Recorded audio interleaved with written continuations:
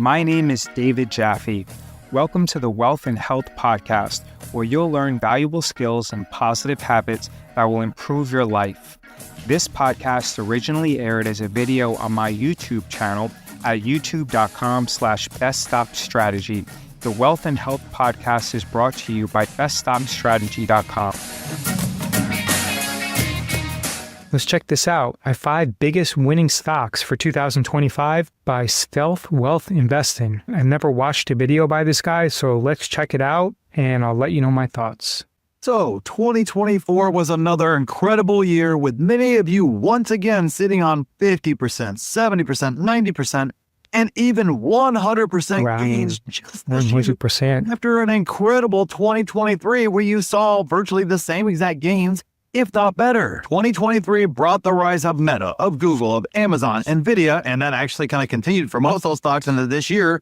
But now Palantir, Tesla, and SoFi, and many others have joined the party too. But that was 2023 and 2024. And as with everything in the stock market, each year brings different winners and different losers too. So let's talk about my 5 favorite stocks for 2025. All right, let's check them out. In 2025. So make sure you like the video if you like getting the truth about the hype, because that's exactly what you're going to get today. Number 5 is SoFi. I had this one as kind of 5th on the list, and it almost didn't make the list at all because I personally believe 2026 is going to be the big breakout year for SoFi. I'm not sure if we're going to get that this year or not. I think SoFi is okay. It's been pumped up a lot previously, and it really hasn't kept up with a lot of its hype. I know one of my friends, TJ the Wheel Deal, was a really big bull on SoFi. In regards to this year is okay. We're not crazy overvalued like a lot of other favorites are, but we still are kind of trading on the higher end of that value too. All right. A great. I'm going to skip around a little bit because I have bad ADHD.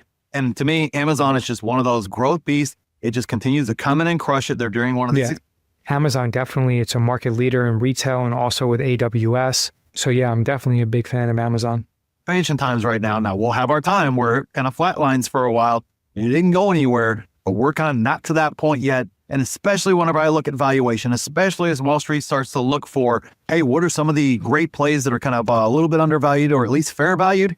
It has not had the giant run up in regards to valuation that a lot of other stocks have had. So some of that money is going to flow into Amazon. So I'm happy to own this stock. And I'm very, very pleased with having a large position in Amazon. And of course, getting an opportunity to add Amazon over the course of last year. So for me, it's number 4 on the list. But let's jump into number 3, and that would be Google. All of a sudden, there's a big hype way behind Google. Google for sure.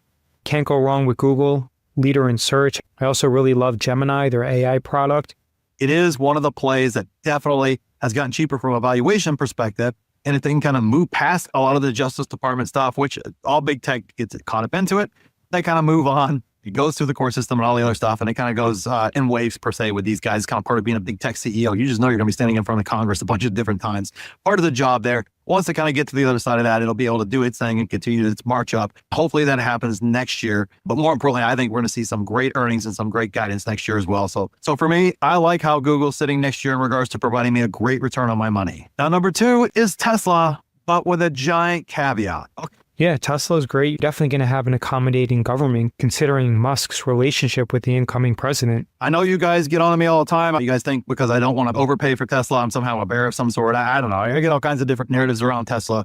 But having said that, yes, Tesla is on a great run. Yes, Tesla is overvalued right now. However, we have something really big in terms of a new model being introduced that should help out with demand. We also have a lot of things coming next year in regards to some things maturing, obviously energy continuing to mature, some things actually finishing and being pushed out, which is great. Oh, no, this is not a play on Optimus or Robotaxi and these other things of that nature, which are going to garner a lot of attention, especially in the Tesla community. But in terms of adding anything meaningful to the bottom line, it is not happening next year with those particular things.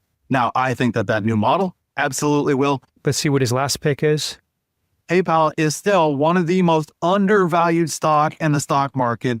And if you paid any attention to this man, I definitely wouldn't invest in PayPal. Stocks that fall from a $200 to $300 billion valuation to a $50 billion valuation have a tendency not to recover. I remember when PayPal was trading over $300.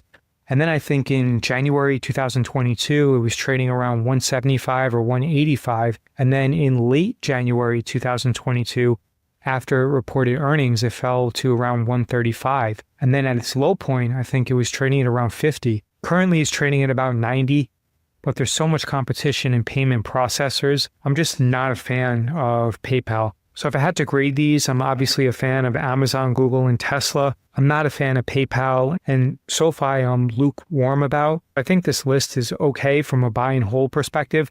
I would like to watch a few more videos from Stealth Wealth Investing because I felt that this video was decent. So I'll watch a few more of his videos and then decide whether I want to subscribe. And if you like this video, then click on the video on your screen right now because YouTube believes that you would enjoy it the most. Visit beststockstrategy.com and submit your email address to receive valuable free training.